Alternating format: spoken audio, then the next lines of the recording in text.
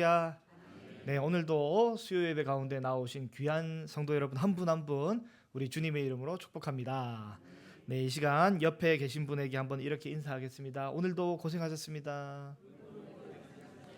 네, 다시 한번 인사해 볼까요? 이렇게 귀한 곳에 누추한 분이 안 쏘가 넘어가시네요. 네, 원래 흔히들 쓰는 말이 이렇게 누추한 곳에 귀한 분이 이렇게 하잖아요. 우리가 하나님으로부터 부름받아 사실은 만물의 찢기와 같이 연약하고 약한 우리지만 하나님 앞에 부름받아 존귀한 자로 우리가 세움을 받아서 거룩한 존귀한 교회로 함께 부름받은 공동체 지체임을 믿습니다.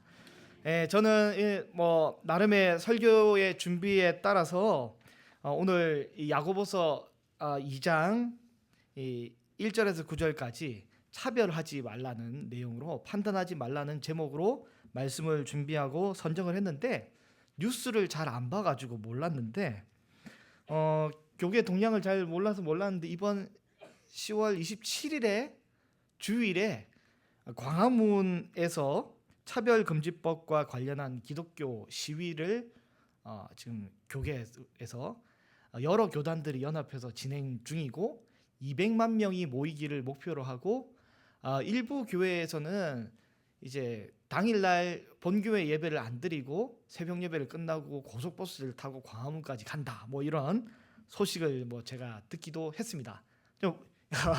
주보에 본문 올리고 주보를 찍고 난 뒤에 나중에 제가 이걸 확인했는데 그래가지고 이게 어쨌든 대한민국 교계가 차별금지법으로 인해 굉장히 시끄러운 상황이죠. 괜히 좌나 우에 좌표가 찍혀가지고 제가 몰매를 당할까봐 두렵긴 한데 그래도 본문 정했으니까 함께 나눠보도록 하겠습니다. 우리 차별금지법에 대해서 우리 성도님들 기본적으로 헷갈리지 마셔야 될 게 뭐냐면 일단은 차별하지 않는 것이 좋다라고 이제 단순하게 생각할 수 있겠지만 이제 논란이 되는 차별에 대해서 우리가 좀 아셔야 됩니다. 어쨌든 성경은 기본적으로 대한민국 지금의 일반 법에 설정되어 있고 또한 전 세계 어떤 나라든지 기본법으로 원래부터 설정되어 있던 개별적인 차별에 대해서 성경은 금지하고 있습니다. 예를 들어서 빈부나 신분 고하나 인종이나 성별에 따라서 혹은 장애인에 대해서 차별하는 것은 안 좋다라는 것은 누구나 다 알고 있고 그리고 성경도 인정하는 그것입니다. 이 기본 원리잖아요. 왜 그렇습니까? 하나님께서 하나님의 형상으로 우리를 만드셨기 때문에 인간이라면 누구나 차별받지 않고 존중을 받을 만한 하나님의 귀한 피조물이기 때문에 우리가 존중하고 차별하지 않는 것은 당연한 건데 그러나 성경에서 그리고 우리 기독교에서 지금 반대하고자 하고 반대하는 것은 일반적인 차별이 아니라 차별 안 하는 게 좋잖아요. 근데 그런 게 아니라 포괄적 차별금지법입니다. 좀 다른 개념인데 포괄적 차별금지법. 그래서 이제 세상 사람들이 우리에게 왜 차별 안 하는 게 좋은데 왜 그거를 금지하냐라고 할 때 상식적으로 여러분들은 대답을 해 주셔야 합니다. 그래서 포괄적 차별금지법은 뭐냐면 특정적이지 않고 광범위한 것까지의 차별을 일체하지 말자라고 세상이 말하는 거잖아요. 우리 기독교는 이렇지는 않습니다. 우리 신학자 중에 네덜란드의 신학자인데 네덜란드 수상까지 역임을 했던 신학자가 아브라함 카이퍼라는 사람이 있습니다. 이 사람이 1837년에서 1920년까지 살았는데 아브라함 카이퍼가 주장한 내용을 우리 합동교단이 받고 그리고 고신교단도 받고 합신교단도 받고 보수적인 우리 교단들이 많이 받는 내용인데 그 내용이 뭐냐면 바로 여러 가지 중에 하나가 영역주권이라는 게 있습니다.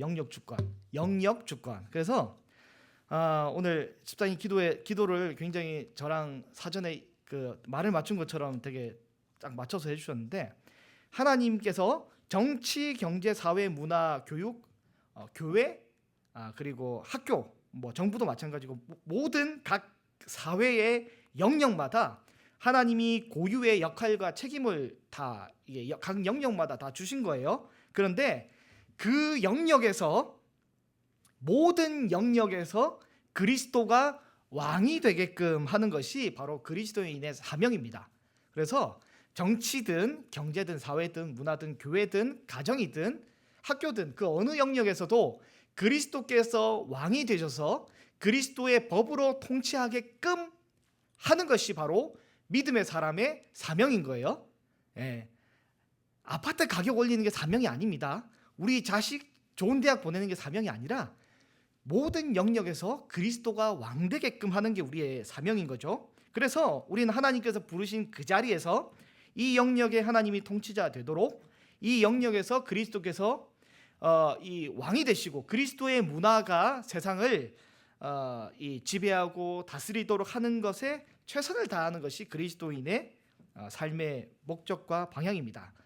근데 이제 하나님이 각 영역마다 그 주권을 주셨단 말이죠. 각 영역마다.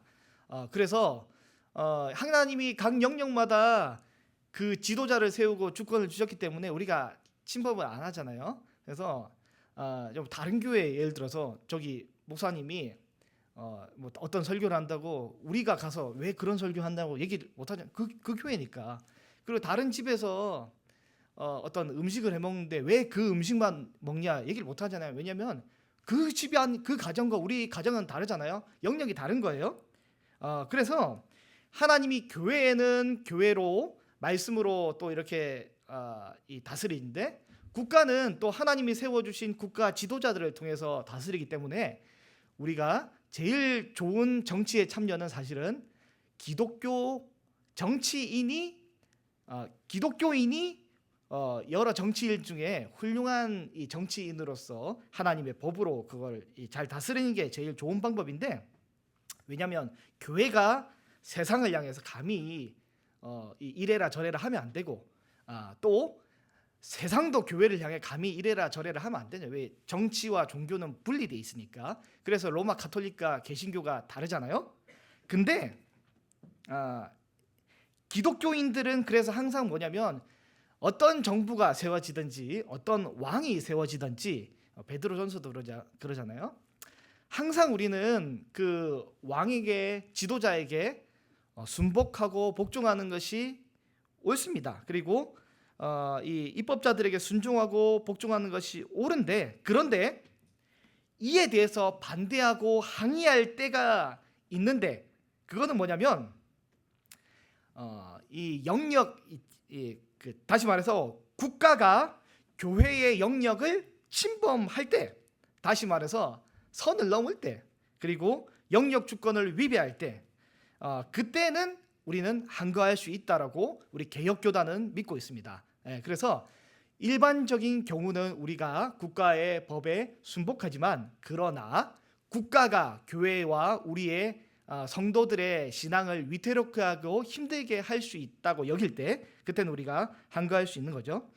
일반적으로 흔히 지금 벌어지고 있는 차별금지법이라고 하면 이것은 포괄적인 차별금지법을 뜻합니다. 이게 뭐냐면 이게 좀 비슷합니다. 신학이랑 특정 직군과 특정 분야의 성차별과 장애인 차별 등을 금지한 규정, 이 기존 법들로는 충분하지 않다라고 해서 뭐냐면, 여기부터 잘 들어보세요. 이 세상에서 말하는 포괄적 차별금지법이 뭐냐면 삶 속에 있는 모든 영역마다 모든 형태의 차별을 법적으로 금지하여서 민권을 보호하자라고 하는 게 포괄적 차별금지법입니다. 우리는 어때요? 하나님께서 모든 하나님의 법으로 모든 영역을 통치하시는데 이게 영역 주권이에요. 그런데 지금 나타나려고 하는 포괄적 차별금지법은 뭐냐면 모든 영역 안에서의 차별을 금지하자라고 얘기하는데, 이제 예를 들어서 교회 안에서 혹은 학교 안에서조차도, 이 영역 안에서도조차도 동성애나 어떤 신념에 대한 차별적인 발언을 해서는 안 되고 할 경우 어떻게 보면 처벌될 수 있는 조항까지 가게 되는 거죠. 다시 말해서 일반적인 이 차별이 아니라 삶의 모든 정치, 사회, 경제, 문화 모든 영역에서의 이 어떤 기독교적인 주장이나 확고한 하나님의 말씀에 대한 주장을 하게 될 때 이 법에 저촉돼서 위배가 될 수 있는 거죠. 다시 말해서 그들이 말하는 차별이 곧 하나님의 말씀에 양보할 수 없는 원리가 될 수 있는 것이죠. 그래서 우리가 믿는 것은 뭡니까? 하나님께서 하나님의 형상으로 사람을 만드셨기 때문에 우리는 그 사람에 대해서 차별하지 않고 남자는 남자답게 여자는 여자답게 존귀하게 여겨주고 체력이 강한 사람은 강한 대로 또 육체가 아픈 사람은 아픈 대로 존귀하게 여겨주는 차별하지 않고 하나님의 형상으로서 존귀하게 여겨주는 것이 기독교의 복음의 내용이지 않습니까? 그런데 이 포괄적인 차별금지법의 내용은 남자가 어디 있고 여자가 어디 있고 남자 여자 이렇게 복잡한 그렇게 차별하지 말라고 하면서 하나님께서 만들어 주신 하나님의 형상을 어떻게 보면 파괴하면서까지도 구분조차 없애버리고 남자 여자 구분, 위 아래 구분, 좌우 구분 다 섞어버린 엉망으로 만들어버리는 그것이 바로 세상의 차별금지법이기 때문에 지금 이 포괄적인 차별금지법에 대해서 교회가 반대하고 있다. 요 정도로 우리 성도님들 이해하시면 참 좋을 것 같습니다. 그냥 제가 나름의 순서대로 진행했는데 괜히 좌표가 찍힐까봐 지금 걱정스럽긴 하지만 어쩔 수 없죠. 네. 어쨌든 지금부터 그러면 우리가 함께 오늘 본문을 통해서 제가 잠시 나누고자 하는 것은 뭐냐면 우리는 포괄적인 차별금지법을 주장하는 반대합니다. 반대하고 대신에 우리는 하나님의 말씀을 기반으로 해서 정치, 사회, 경제 모든 분야에 하나님의 말씀의 통치가 임하고 하나님의 말씀대로 정말 성경적인 차별 없는 아름다운 국가가 만들어져야 하는데 그러면 우리는 어떻게 하면 하나님의 마음을 가지고 사람을 차별하지 않을 수 있을까? 거기에 대해서 잠시 또 나누고자 합니다. 어느 날 오늘같이 날씨가 조금 습하고 추운 싸늘한 날씨의 날이었던 것 같습니다. 제가 제 기억으로는 그때 본당 입구에 그 당시에 제가 섬기던 교회에 난로가 켜져 있었는데 겨울에서 봄으로 넘어가던 시점, 그 시점이었던 것 같은데 진눈깨비가 오고 있었어요. 근데 바깥이 굉장히 쌀쌀하고 날씨도 굉장히 추웠습니다. 당시에 저는 6층에 있는 방송실에서 앉아서 자막을 준비하고 있었던 것 같아요. 근데 뭔가 이상한 냄새가 올라왔습니다. 6층까지. 그래서 맡아보니까 걸레가 덜 마른 냄새가 나는 것 같았습니다. 그래서 예배를 지금 앞둔 시점이라서 뭔 냄새인가 싶어가지고 놀래가지고 6층부터 차근차근 조사해가면서 한층 한층 조사해서 1층까지 내려갔는데 알고 보니 지나가는 노숙자가 진눈깨비에 몸이 젖어서 추우니까 교회 1층 있는 로비에서 전기난로에 몸을 말리러 왔던 모양입니다. 그러니까 당시 주일 예배에 1,500명 가까이 오던 교회였는데 노숙자 한 분이 난로에 몸을 말리자 그 냄새가 온 교회에 아주 곳곳마다 아주 진하게 퍼져 있었습니다.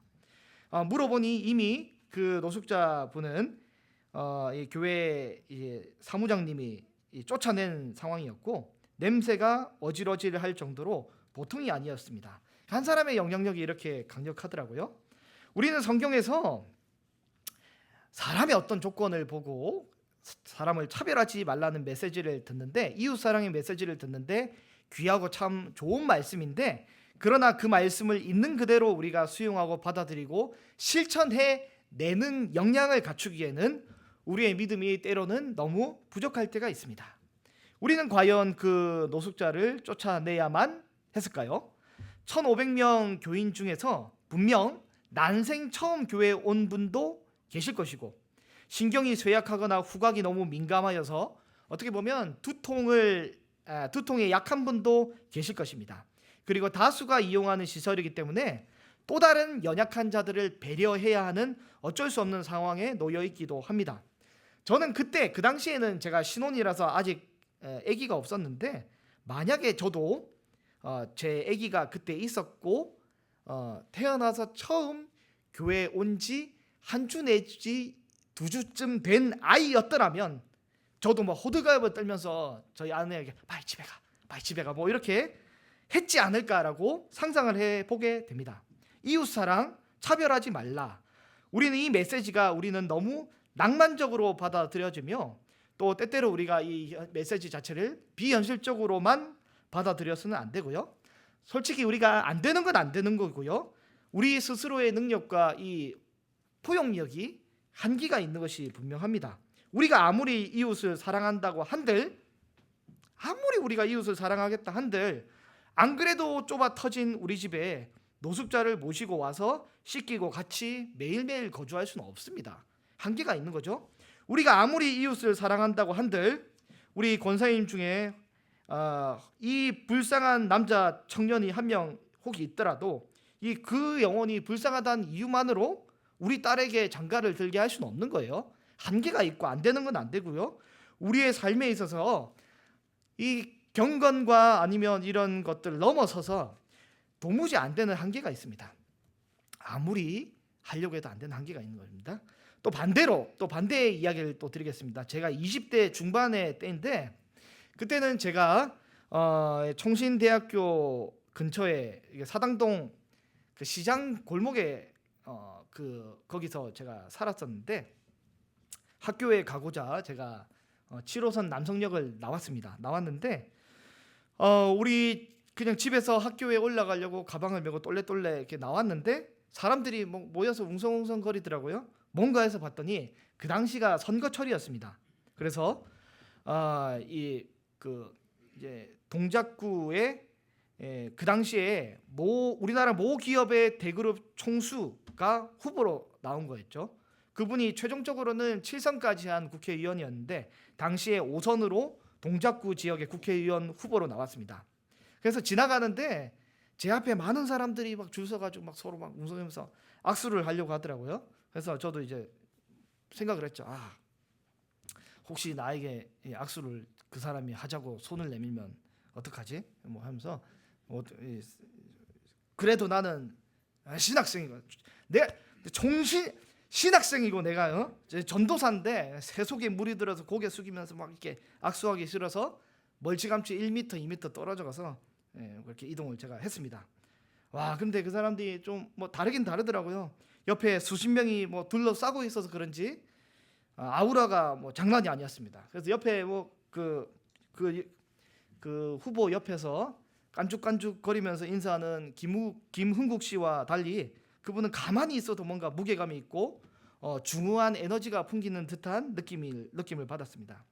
그때 제가 악수를 하지 않고 제가 선비의 지조를 지켰다고 또 신학도의 품격을 지켰다라고 으쓱거리면서 제가 길을 올라갔는데 뒤돌아보니까 뭐냐면 그 별거 아닌 일을 아직까지 기억하고 우려먹어 있을 정도로 저도 그 사회적 계층의 높은 사람에 대해서 아주 심리적인 영향력이 저에게 컸던 것 같습니다.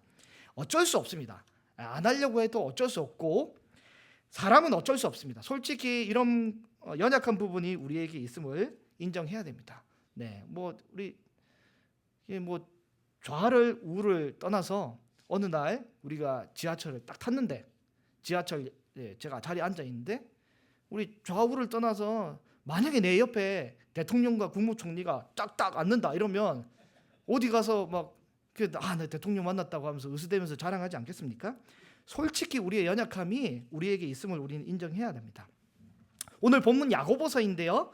야고보서의 독자들은 공동체 내에서 사람의 이런 존귀함이나 혹은 비천함으로 인한 차별이 공동체 내에 발생한 것을 보고 야고보서의 이 본문을 지금 전하고 있습니다. 교회 내에서도 사회적인 신분 고하를 막론한 차별이 없어야 하는데 야고보의 독자 공동체에는 그런 차별함이 존재했던 것 같습니다. 당시에는 신분제 사회였습니다. 신분제 사회.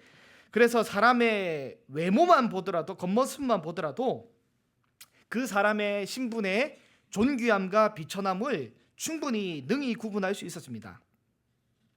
어느 날 초대 교회에서 함께 예배하고 있는데 회당에 금가락지를 낀 아름다운 옷을 입은 사람이 들어오게 됩니다.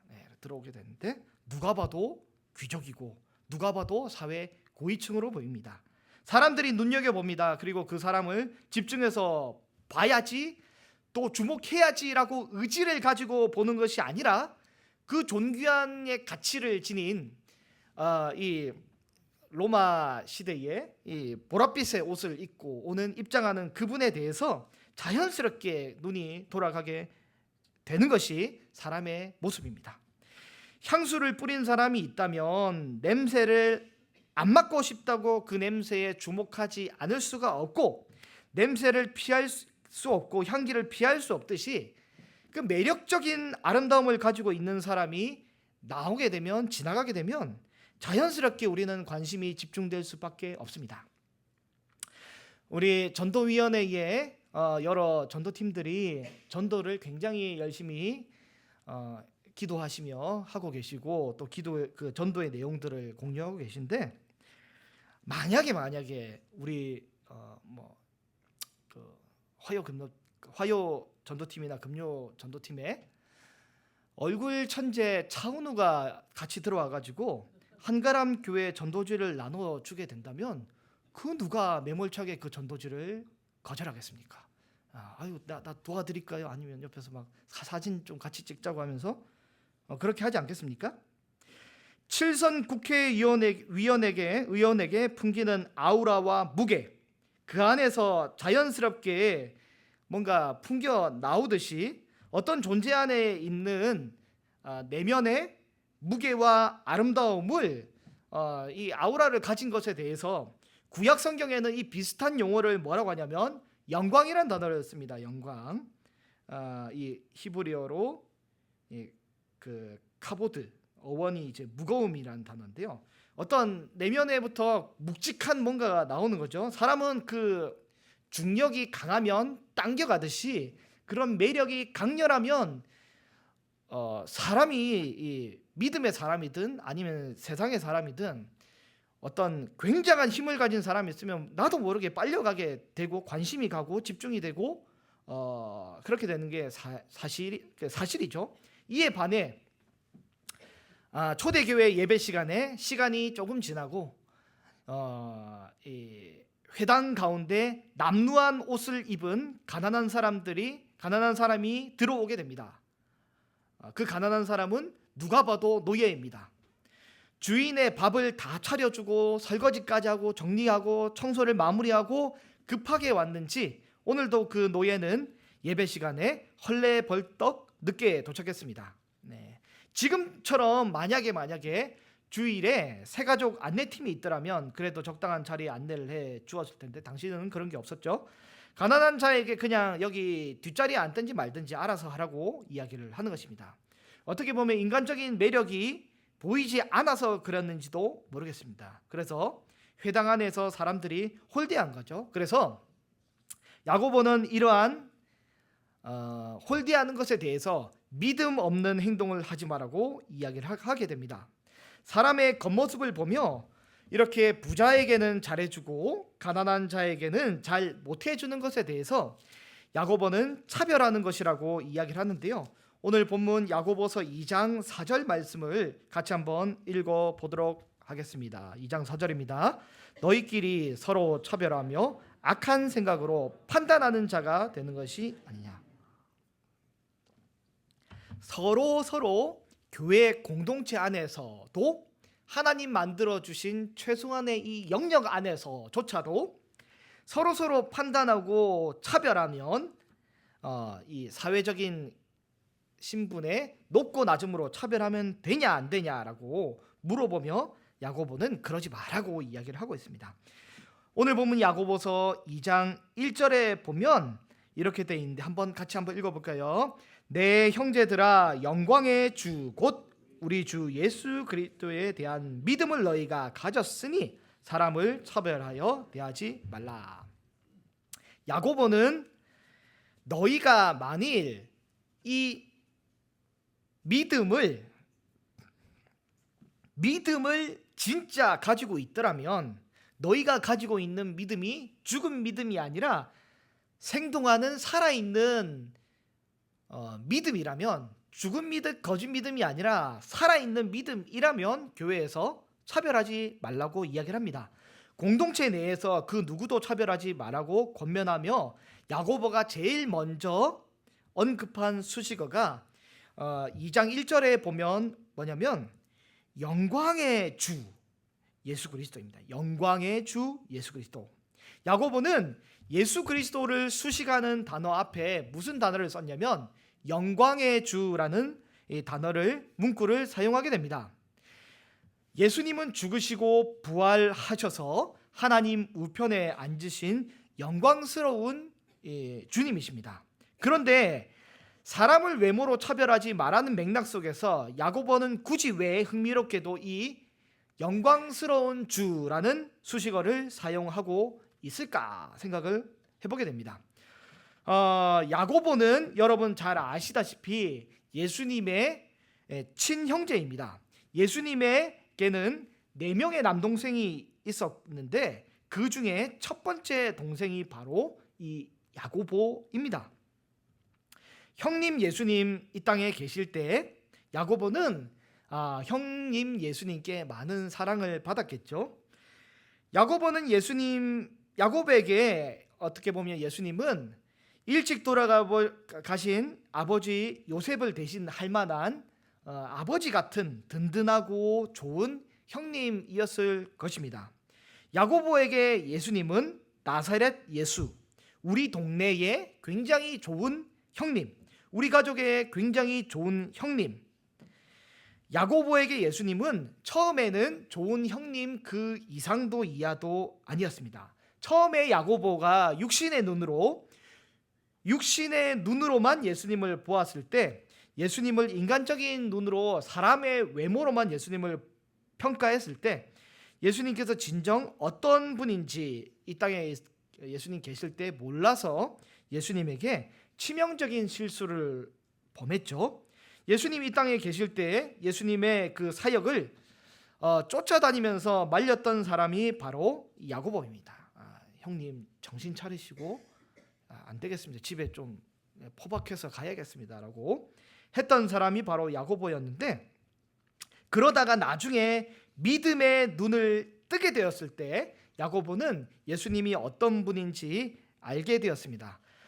야고보에게 예수님은 처음에 천박한 나사렛 동네의 형님 예수였다가 이제는 믿음의 눈을 가지고 난 이후에는 예수님이 존귀한 영광의 주 예수 그리스도이심을 야고보는 깨닫게 된 것입니다.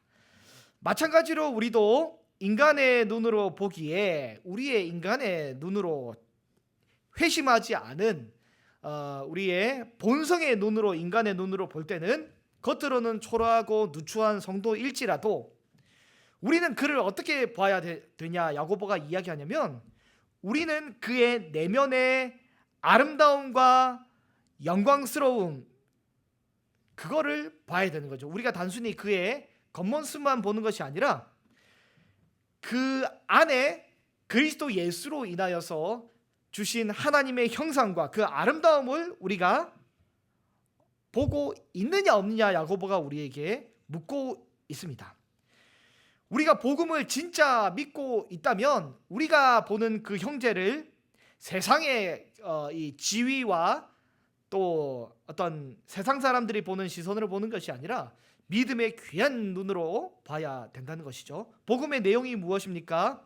우리 구주께서 짐승과 티끌과 같은 존재인 이 우리가 같은 이 존재를 위해서 성육신 하셔서 우리와 똑같은 모습으로 오셔서 여러 어려움들을 다 겪으시고 우리를 대신해서, 우리를 대표해서 죄를 담당해 주시고 부활 승천하셔서 하나님 우편에 앉으셔서 온 세상의 왕으로서 통치하시며, 누구든지 예수 그리스도를 믿는 사람이라면 하나님의 자녀로 또 예수 그리스도께서 가지신 모든 권위와 권세를 공동 상속자로서 함께 공유하게 되는 귀한 사람으로 세워졌다라는 것이 우리 복음의 내용 아닙니까?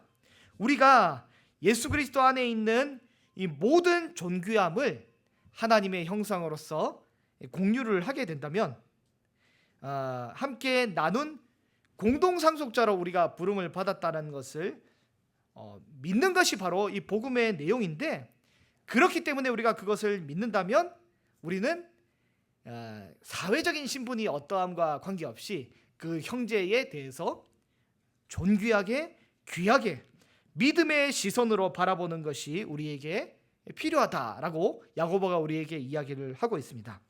그 형제가 가지고 있는 과거와 현재의 외적인 가치를 넘어서 그 형제 안에 내재된 그 미래적인 가치를 볼 수 있는 믿음의 시선이 우리에게 필요한 것이죠.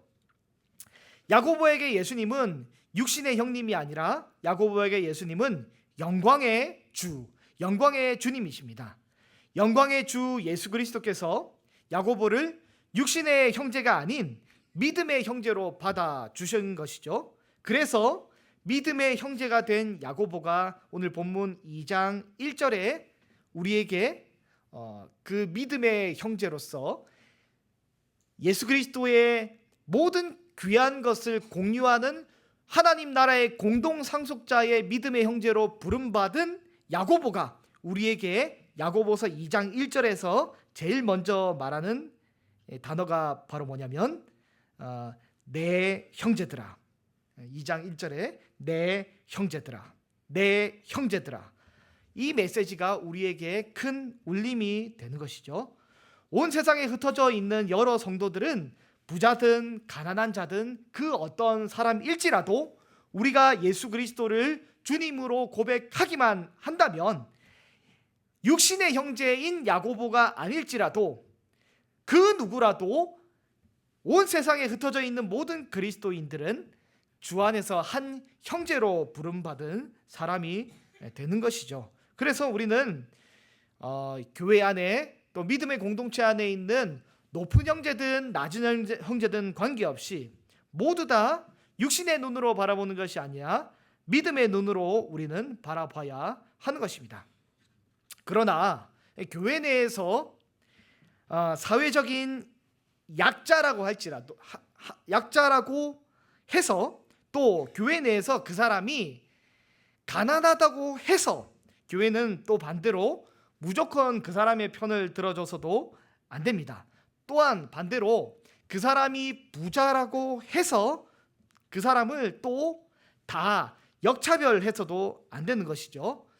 성경의 원리가 무엇입니까? 성경은 부자든 가난하든 관계없이 차별 없이 대하는 것이, 차별 없이 똑같이 대하는 것이 성경의 원리가 되는 것입니다. 이사야서 40장 3절에서 5절에 보면 하나님께서 이 이사야를 통해서 던지시는 메시지가 뭐냐면 골짜기는 도두어지며 산마다 언덕마다 낮아지고 고르지 아니한 것은 평탄하게 되고 험한 곳은 또 평지가 되고 높은 것은 낮아지고 낮아진 것은 높아져서 결국 주 안에서 평지로 만들어 버리는 것이 이 외치는 자의 사명이 되는 거죠. 골짜기도 평지가 되고 산도 평지가 되고 가난한 자도 똑같이 형제로 대하고 그 높은 부자도 똑같이 형제로 대하는 것이 바로 성경의 원리가 되겠습니다. 그래서 교회 내에 노숙자가 왔다고 마냥 잘해줄 것도 아니고 교회 내에 고위층이 왔다고 그를 또 마냥 홀대할 것도 아닌 것입니다. 가난한 자도 똑같이 형제로 대하고 부자도 똑같이 형제로 대하는 것이 바로 성경의 원리가 되는 것입니다. 세상의 높고 낮음의 기준이 아니라 세상에서 비록 낮은 자라 할지라도 예수 그리스도 안에서 존귀한 자로 여겨주고 세상에서 비록 높은 자라 할지라도 예수 그리스도 안에 존귀한 내가 그 높은 자 앞에서도 내가 위축되지 않고 당당하게 서 있는 것이 그리스도인의 자세가 되는 것입니다. 우리에게 진짜 믿음이 있다면 우리는 형제를 육신의 눈으로 판단하는 것이 아닌 믿음의 눈으로 바라봐야 될 줄로 믿습니다. 말씀을 정리하겠습니다. 야고보서 1장 27절을 보면 하나님 앞에 정결하고 더러움이 없는 경건은 뭐라고 되어 있냐면 고아와 과부를 그 환난 중에서 돌보고 자기를 지켜 세속에 물들지 아니하는 것이 바로 참된 경건이라고 말하고 있습니다. 참된 경건은 하나님 앞에 정결하고 더러움이 없는 경건은 고아와 과부를 그 환난 중에 돌보고 자기를 지켜서 나를 세속에 물들지 않는 것이 바로 경건입니다. 세속에. 그래서 우리는 세속적인 마음과 세속적인 시선을 버려야 합니다. 우리가 형제를 바라볼 때 사회적인 지위로 평가하는 것은 우리의 마음에 이미 세속적인 마음의 기름때가 물들어 있다라고 여겨야 합니다. 우리의 눈에 세속적인 눈에 이 기름막이 있다면 우리는 그것을 제거해야 하는 것입니다.